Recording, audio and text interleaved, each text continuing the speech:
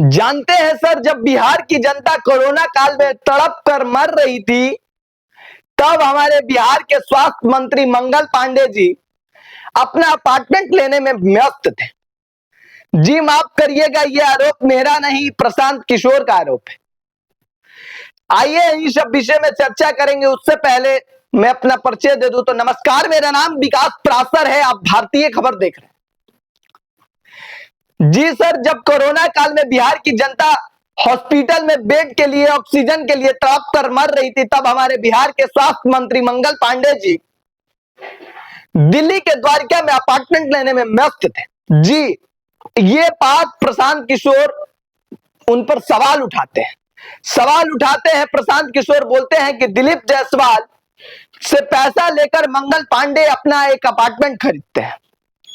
Apartment खरीदना, दिलीप जायसवाल से पैसा लेना, ये कहां गलत है सर? तनिक भी गलत नहीं है। लेकिन बात यहां पर आ जाती है कि प्रशांत किशोर बोलते हैं कि जो उस समय आप अपार्टमेंट ले रहे हैं, जब बिहार की जनता कोरोना काल के इतने बड़े माहौल चल रहा था दुखित का, वो उस समय मर रही थी, तड़प रही थी, तब आप अपार्टमेंट ले रहे थे। स्कैम यहां पर होता है सर कि वो मंगल पांडे दिलीप जायसवाल से पैसा अपने पिताजी के अकाउंट में लेते हैं। जी, दिलीप जायसवाल अवधेश पांडे के अकाउंट में पैसा डालते हैं और अवधेश पांडे से अकाउंट से उनकी पत्नी उर्मिला पांडे के अकाउंट में आता है पैसा, और वो पैसा लेकर अपार्टमेंट आप दिल्ली के द्वारिका में मंगल पांडे खरीदते हैं। जी, यही नहीं, प्रशांत किशोर इन पर एक और पॉइंट रखते हैं और बोलते हैं, प्रशांत किशोर उनसे सवाल लाते हैं कि मंगल पांडे दिलीप जायसवाल से आप पैसा लिए और पैसा लेकर अपने पिताजी के अकाउंट से पत्नी के अकाउंट में तब जाकर अपार्टमेंट लिए, उसका प्रूफ ये दे देते हैं।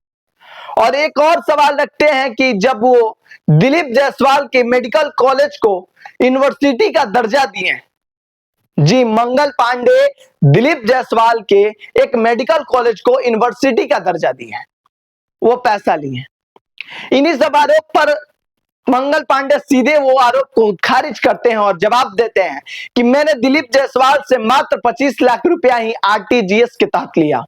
तो फिर प्रशांत किशोर बोलते हैं कि जब मात्र आप 25 लाख रुपया ही लिए हैं, तो बाकी के पैसे आपके पास कहां से, बाकी के पैसे कहां से आए, ये आप जवाब दे दीजिए। जी, एक बात तो साफ हो गई कि बिहार में विधानसभा का चुनाव, और चुनाव में आरोप प्रत्यारोप लगना कोई बड़ी बात नहीं है, लेकिन इस साल जैसे प्रूफ के साथ इतना खुलासा हो रहा है नेताओं में, अब बिहार के नेता डर का माहौल बन गया है पूरा, क्योंकि प्रशांत किशोर सीधे सवाल दाग दे रहे हैं, सबके काले चिट्ठियों को जानते हैं, उनके साथ काम कर रहे हैं।